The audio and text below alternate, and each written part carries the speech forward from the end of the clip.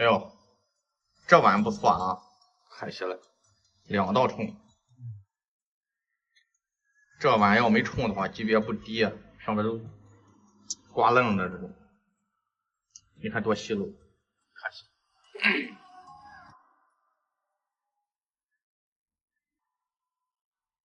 这香肉新的吧？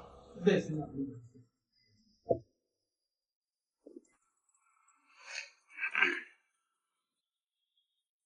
这印尼盒多少钱？这个8000那个。画的真细，这种。五彩描金的那种小石子。之前我收藏了一套这种水鱼啊，这种一般就铜制石窟居多啊，下面写着铜制粘纸。这最低多少钱？这最低也便宜不多少呀。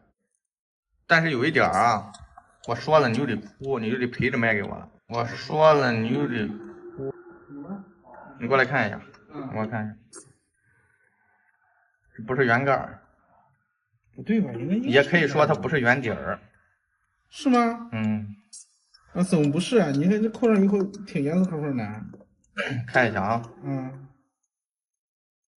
这上边应该是个印泥盒，其实这下边应该是个粉盒。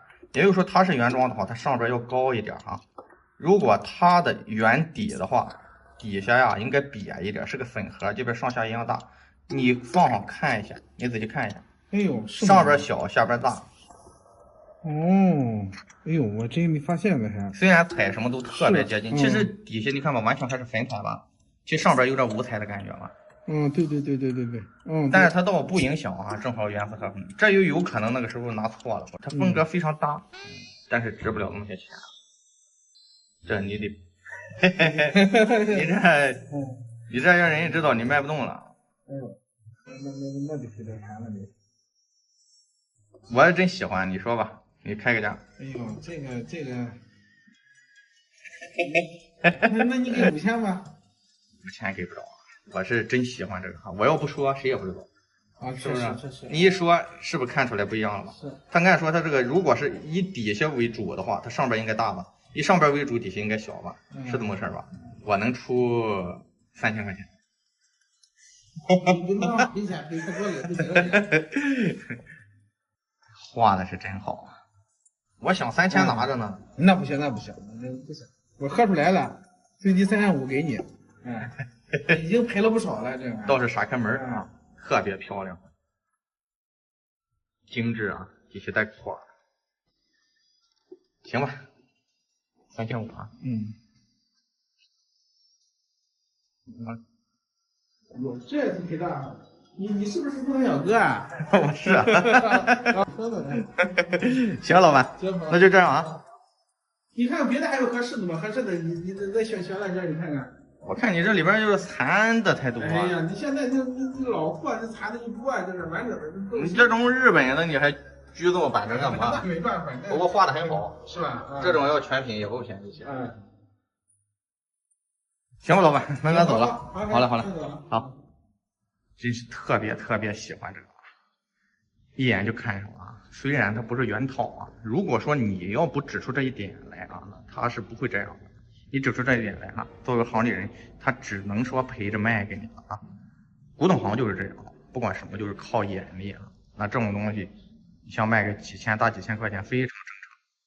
但是当你发现啊它的不对之处了，当然它非常正常用啊，你不说没人知道啊，也非常漂亮啊。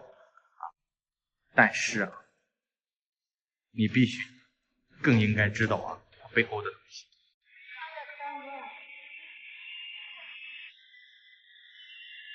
好多朋友都说啊，小哥最近也不出视频了，愿意看你下销。其实我也愿意下销啊，有时候不得空。前段时间又是疫情，再一个有时候下来逛一天也不一定能收着啥，又没有什么好牌了。收古董的啊，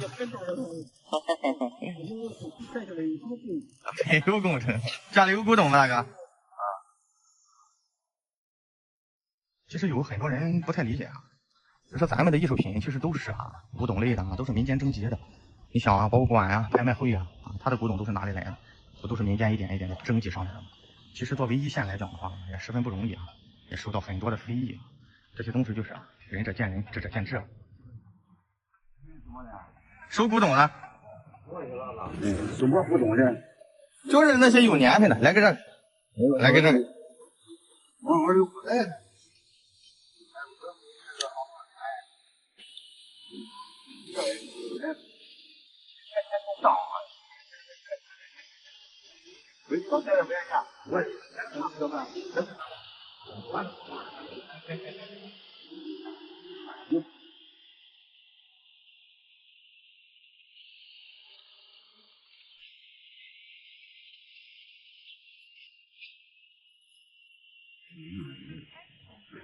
这挺好吃。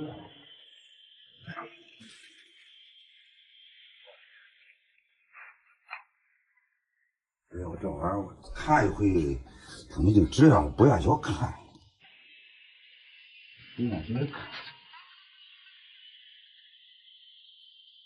这个要多少钱？是老东西，一眼老。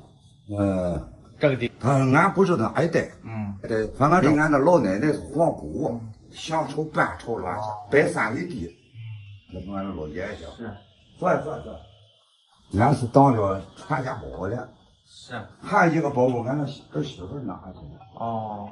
那个一个盛玉的一个盒，倒不是盛家吧，盛的那个玉，玉儿，俺就说圈儿。哦，我知道，那个玉璧。哎。你说前的哈，来个看的，俺这离他家不远，他有店的啊，收古董的。他说给你2万块钱买不买？他出这个价挺公道。公道俺们都不同意。不愿意。我这都带彩金。你给我多少钱？我还那时候我也能出2万。2万了，2万了，2万。那你说个价？最低2万6。2万6啊！哎，所以说俺买那个传家宝，俺买这个，现在我的心就不等开的了。我给要的不高，2万6千块钱。俺这玩意儿，俺以为俺买光了，没买，光要个这玩意儿的，咱说不来20来30都有了，这是谈不上，光这个难寻。这都谁来了？谁说这个赛道少，这绿的少。你要这个价可以挺厉害。俺不能卖，俺这个俺也不能卖，俺不是要价。这个咱说的话，我是压箱底儿，也是这个。不是别拿。抽账。老写这个抽那个红泥呀，我打工怎么看？写个2万4，那我钱不够。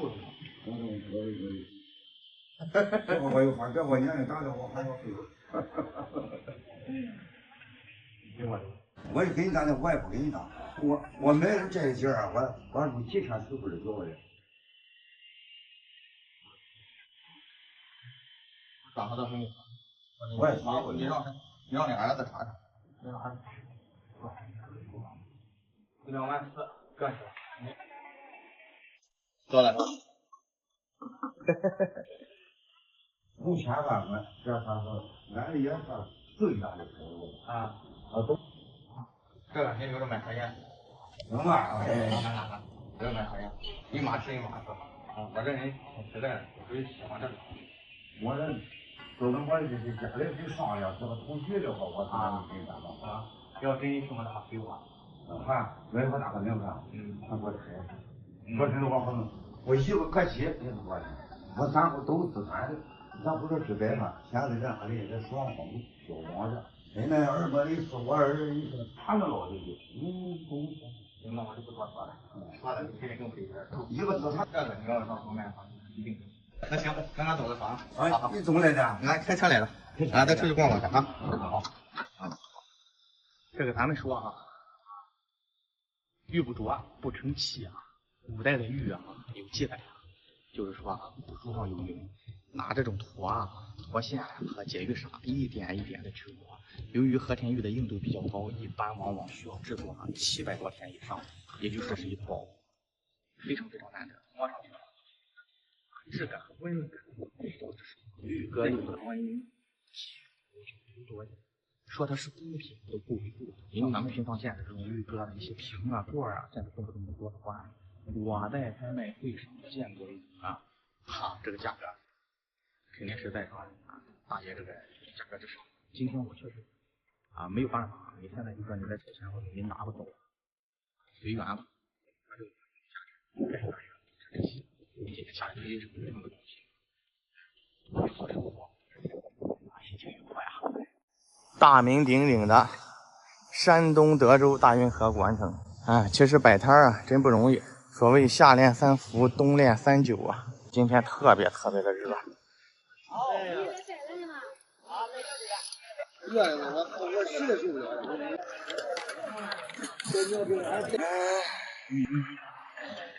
哎呦，毛病不小啊！是，你看这乾隆这盘子那时候做的这个戏法，都有点特色。想找个全乎点这还不容易。这俩全乎，这俩都是全乎的，但是价也高啊。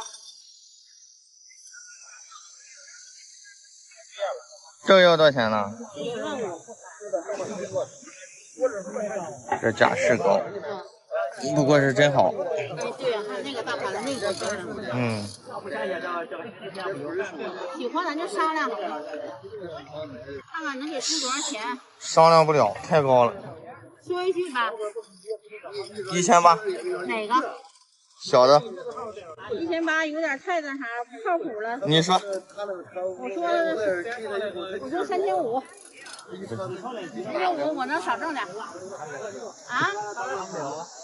你遇到不容易，我跟你说句大家话，兄弟，我这遇到都不容易，我这我淘到来淘去，你知道我淘到这一点毛病没有。买好货你别差这点钱，遇到这是孤品。孤品不敢说啊。我敢说。边上扎这个蓝料彩的少。对呀，这个就是你看啊，就它的器型和这器型不一样，但它俩是一家货。我知道。没有，你再上别人家你再找去吧，全国可能你都找不着第二个。其实这个时候是那个光粉不分这种，你看吧，这个花还有点光彩的。你看你太明白了，那你真是行家了。你要不我敢给你还价吗？要不谁敢一口给你还这么些？你说实在价钱，其实我相中了，你要不是你把我吓跑了，你知道吗？我不能给你，哎妈呀！哎，就上你这小买货的，就这点钱还能给你吓跑？不是我说你，我说你能同意吗？我说3800你不同意？我不同意啊，2500。2500啊！你看我也没有利润，因为我淘来的不容易。你知道我这人吃马费的，到手就2000大多了，太能增值了。太高了，我要不着了去。今年买卖多难看，今年都往下落，哪有往上涨的？你再说个精品，现在还是往上涨。你要说落，说是土品，但是你就这个东西你看不着，面子你绝对看不着。你卖几万块钱不成问题了，兄弟。好货你不容易。卖了吗？交吧，你不看100，我再给你让了。卖了吗？不容易，你碰到货，哎呀妈呀！我跟你说，我没挣着钱的兄弟，我这搁这儿卖的不好。我刚弟你看吧，我这刚搁黑龙江过来的，我来一趟。黑龙江来的。你听我的口音，你呢？是，黑龙江的茶壶没有啊？人家保存到现在啊，这也是贵族人家用的，这可绝对不是老百姓人家用，人也是拿这东西当个玩意儿，特别爱护，你知道吗？这是雍正的。雍正粉彩是老厉害，还有这种蓝彩，我不容易，你不用再看了。我买的时候我也很认真。老师，我给你。3000块钱其实是我的底线。你再给我加50。别闹了，姐，咱都说好了。我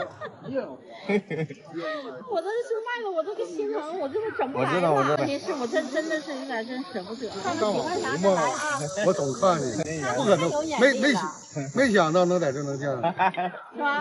不是，你那不是那个脱口秀，你这是实战派，设立的也好。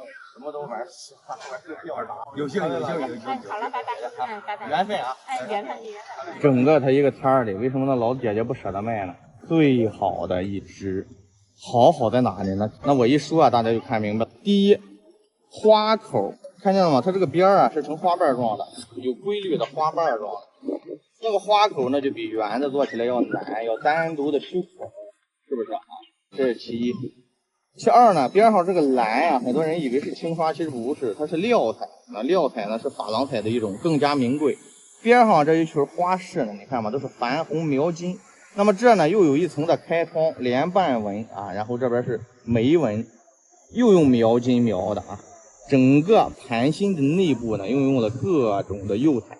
好的东西的釉彩啊，给你感觉这个色阶特别的舒服，舒服的同时啊，它不会给你那种刺眼的感觉，它是一种宝光的内敛。而且呢，你看特别这种绿彩是通透的啊，带有莹润性的，而且我不说大家都明白了。那么只有乾隆盛世才能做出这么好的精品。所谓康乾盛世之作是最富有、最鼎盛的时候，所以他做的东西都是富丽堂皇的。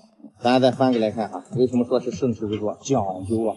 底部这个黄并不是火石红，很多人会有火石红，是那个时代啊，它上了一些护胎釉啊，就这么讲究啊，把胎再护起来，这样比如说烧制出来沾沙都少啊，更加的干净利落。那边上呢是芒口，芒口啊上边又进行了啊这个描的酱釉啊和涂的金水，非常非常的漂亮。那么这个摆到家里，就跟大姐说，这不是一般人的东西，一品富贵，和和美美。乾隆彩绘牡丹纹，花口折腰。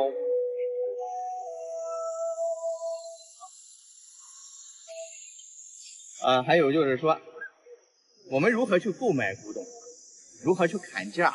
你像这个盘子的话，要18000，我给2000左右，就等于一刀砍出血来了，都砍到脚脖子了。为什么我敢去？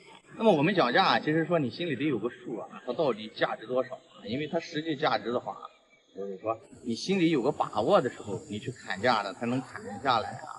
所以说呢，这个讲价是有技巧的，这个技巧是在你认知范围之内的，你知道它实际价值，应该这个能买到，那个人家他就哎呦，这哥们儿行家呀，出的那价呢，还能给他有点利润，那这个怎么去掌握呢？还是说我们多多的逛，多多的看，多多的看小哥的视频，慢慢的就知道，哎，这个类型的大概多少钱，那么我们心里就有数了，不能乱砍，每一个你都砍到脚脖子，这样容易挨揍，知道吗？阴雨绵绵的江南古巷，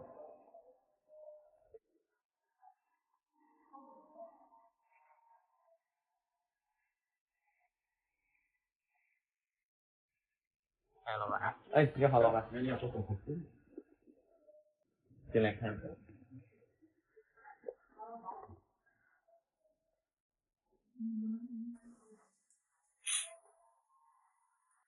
黄里吧？黄不了，黄不了。这个我不懂。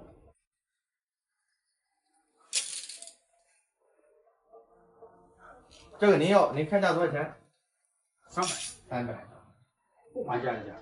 我们这种都比较实实在在。对对，没你信有信有的一家店一件老货都没有。这个不错，但这个年份浅了，对，现在到解放初了。底上有炸就。我们能多一点赚一点，是吧？大家会是这样。老板，我给您开个张。好。怎么着？咱走。再见了，老板。好。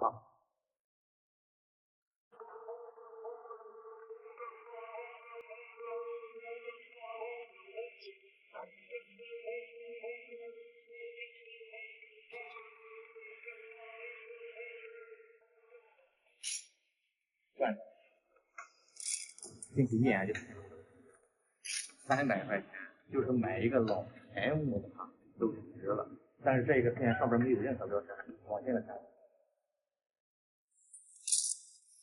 老红木啊，咱们一说的红木就是个大红酸枝啊，非常漂亮啊，仅次于就是说黄花梨啊，就是红木里边最好的，咱说的就是大红，非常非常漂亮。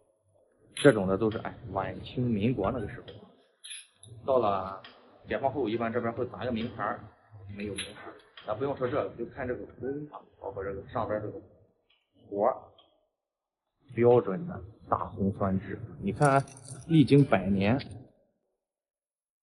依然就是说稳固如初，非常非常的。现在的所谓的很多的红木都是非洲的一些，非洲这个坛那个坛都已经不行了，这是真正的大红酸，而且这个17档超级少，非常非常的级别相当的高。咱再仔细看一下这花纹，这个木头的纹理哈，太漂亮了。你看这种触感，这种包浆，其实有的时候你单纯看这一块的话哈，都有黄花梨的那种感觉啊。其实木材是很难鉴别的，世界上只有一个地方能鉴定木材，哪里呢？美国一个植物研究所。你得把这个植物的根、茎、叶、皮、干全部提供给他，他分析出来告诉你这是什么木头。那我们在传统的鉴定当中就靠眼觉和经验，其实是非常非常难。有很多人说了，我都提供这么多东西了，我还用你去检测吗？其实就这个道理。那我们怎么去检测呢？通过平常的经验啊，红木怎么去检测呢？我跟大体讲一下，红木的这个花纹呀，上边的牛毛纹这种感觉是呈断裂状的就是一点一点一点，而黄花梨的呢基本上会连成线。再一个红木呢有的黄花梨也会呈现红木这种色因为是包浆的原因比如说黄花梨的话，它会这个上边这个条会成长条状。那紫檀的颜色又不一样了，紫檀的牛毛纹是非常的绵密那种感觉而且上边有一种玻璃光所以说这个有些时候木材是很难鉴别，需要很强的经验去那这一个就标准的捡漏了你说300块钱现在能干什么？够功夫钱，那时候可都是手工作是不是？我收藏小哥，喜欢收藏背后的故事跟观点，给我点个，别让老板我好玩的没说的啥都买。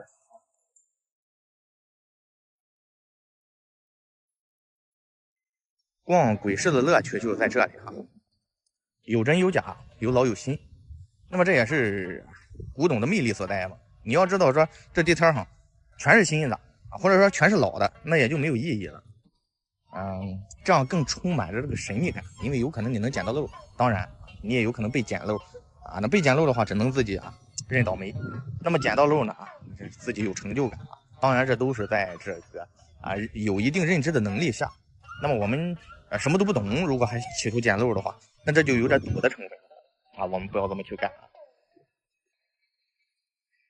这个全名，这个对多少钱？你报个价2500，别的嘛不得上路。 2600吧，行吗？6也就是往前出了。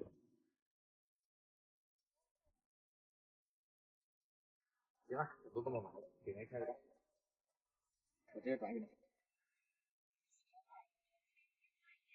收到了是吧？好的，好嘞，那我这就拿着了，拿着吧。今天呀，我受邀来到了举国。那么很多的藏友都不知道举国在什么地方或者是什么年代。举国呀，距今是3000多年前周朝时候的一个诸侯国，在我们山东的东部，靠近沿海。现在呢，属于山东省日照市。我是受邀来参加日照市羚羊河首届古董文化交流大会。那么刚刚在地摊上买到了一个小炉给大家讲一下。讲完了，可能大家对这个炉有一个更深层次的理解。炉在我国历史非常悠久在良渚文化时期就发现了带盖的熏香炉。汉代汉明帝时候佛教进入中国以后呢，那它变成了一个礼佛的用具当然文人也有因为你在抚琴呀、品茗的时候你都可以焚一炷香，所以又有琴炉之说。放一炷香，身带茅庐，无需跋涉双足之劳，而心驰千里，是古代文人4雅之一。是哪4雅呢？是焚香、品茗、插花、挂画。再一个呢，炉还有一个更深层次的意义。我们经常讲香火，香火延绵不断，子嗣延绵不断之意。所以说人们都喜欢说用这种炉。那么咱看这一个炉看它的器型，这是一个筒式炉。那么我们看一下，其实它是一个暗刻缠枝莲纹的。这个莲呀，在佛教题材里就比较常见了。在我们民间讲的话，那属于和和美美那么在民间又讲呢，连生贵子。所以说呢又就香火延绵不绝有关系，缠缠绵绵嘛，延绵不断它那口比较内敛。那么又是一个青色。青瓷啊，我们所世人追崇近千年的颜色。那么在宋徽宗时期就说了雨过天晴云破处，这般颜色所将来，至纯至美的一种色啊。在宋代的人们的审美已经达到了极致说多增一分则过，减一分则入所以说单色又简约而不简单又加上暗刻纹。为什么用暗刻纹去表示呢？它不用青花或者是不加粉彩其实它也就是一种含蓄之美表达了我们东方人的这种审美儒教文化的这种内敛之气。釉呢表现的也是非常的纯净，胎体比较厚重。那么这一种大概是什么时候呢？清中早期一个东西有了文化，也就有了它的内涵，也就有了它的美之处。难怪我们近现代的大家木心就曾经讲过，中国的器物，中国的雕塑之成熟之高雅，一上来就独步天下。所以说跟着小哥学收藏，长文化。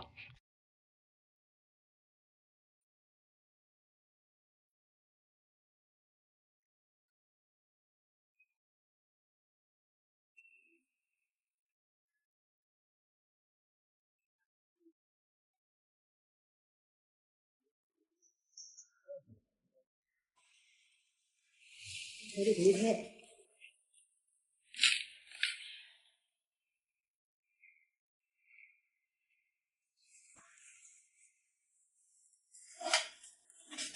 不熟了这东西。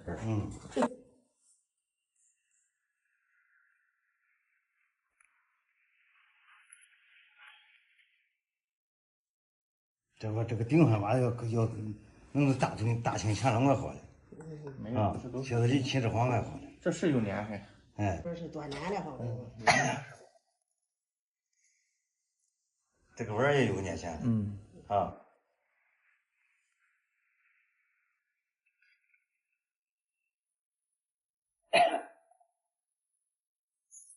你能给这多少钱？你出个价。这关键这都坏了，这都是金元时候。一看确实是老的没问题。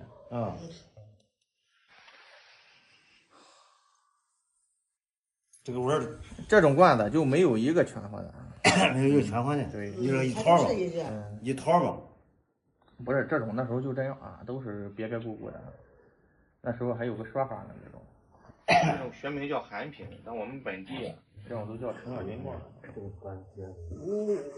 你看看，你要是人家大子要和你大爷出个多少钱给他？我这。我想他先给多少钱？我跟你说。先给这钱这也没大。这一个大冲。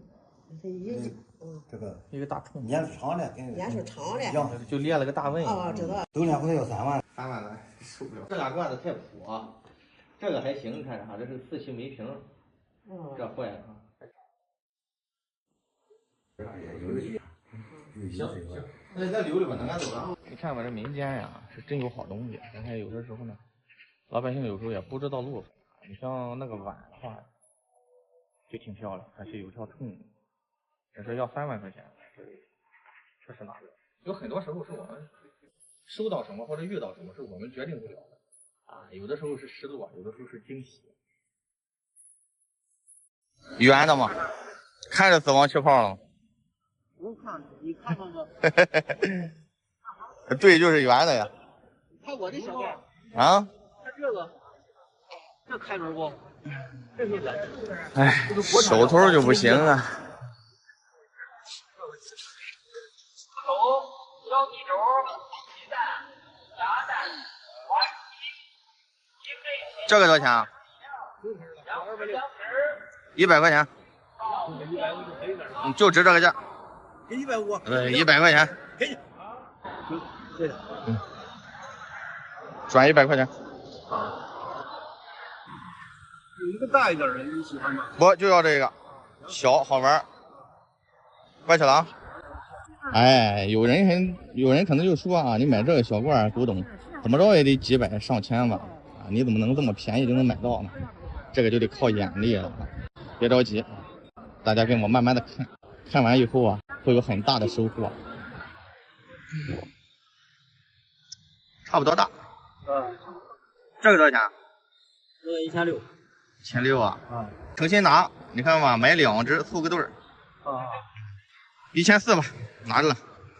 给转钱，1400，过去了是吧？过来。行，你不用包了，我直接提溜着。就是这2个罐子。刚才还有个哥们说，小哥你是不是傻？还有一哥们一直跟着我看啊，说这个你100块钱买，这个你1400买，差的太大了，你怎么还买？那这个是新的，那这个是老的，那我跟大家慢慢的去讲。